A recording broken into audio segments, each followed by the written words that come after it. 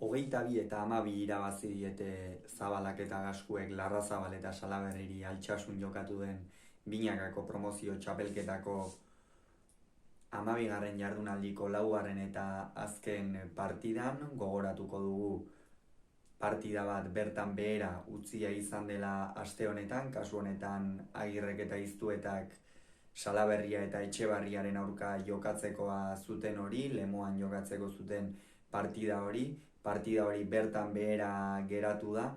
Izan ere, Agirrek eta Iztuetak ezin izan dute jokatu aste honetan eta baiko kordezkorik ez daukanez.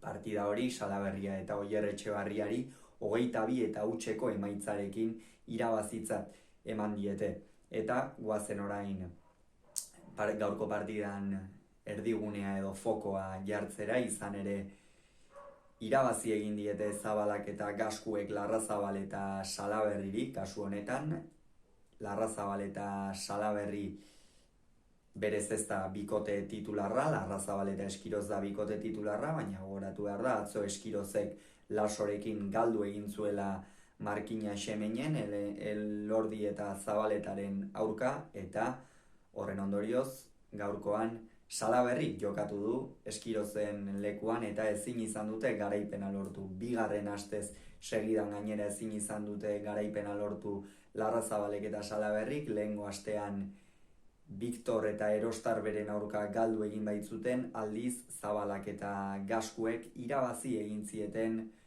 kasu honetan Alberdi eta Elizegiri. Viktorrek jokatu zuen lehengo astean Idiazabalen Zabalaren ordez eta 22 eta 8 emaitzarekin irabazi zieten. Honen bestez, sailkapenean oraindik ere Larrazabalek eta Salaberrik aukera asko badituzte bigarren postu hori lortu eta finalerdietarako zuzeneko sailkapen hori lortzeko, baina oraindik ere hurrengo bi jardunaldietan lana erruz egin beharrean dira Arabarra eta Nafarra, eta aldiz Zabalak eta Gaskuek aurrera pausu handia egin dute 4. postu horretarako. Izan ere, atzo jada finkatu zuten playoffetarako sailkapen hori Egigurenek eta Erostarbe galdu ostean, eta horren ondorioz Egiguren, Erostarbe eta Zubizar eta Elizegi bikoteak izango dira kanpoan geratuko diren biak. Promozio txapelketa honetan kanpoan jada matematikoki geratuak diren bi bikoteak, bi jardunaldiren faltan, eta orain playoffak eta bigarren postu hori zehaztea falta da. Beno, partida asera oso berdintsua izan da, egia da asera-aseran, partidaren oso aseran Gaskuek asko eman diola, pilota oso bizi irteten zitzaion eskutik, eta Salaberri erabat mendean ez, baina mendean eduki du, eta horrek Zabalari aurrean asko jokatzeko beta eman dio, bizi mugitu du pilota Logroñoarrak, eta aserako tanto horietan gorriak nagusi izan dira. Gero, bederatzinakora arte Zabalak pilota garbixamar batzuk galdu ditu, eta horrek apur bat gorriei zalantzak edo sortuko zizkien pentsatu dugu. Izan ere badakigu nola den Zabala askotan oso pilotari irregularra, eta hor ikusi da apur bat Javi Zabalak, apur bat konfiantza falta hori edo ez ote duen izan partida asera horretan, lehengo asteatik jokatu gabe zen Logroñoarra.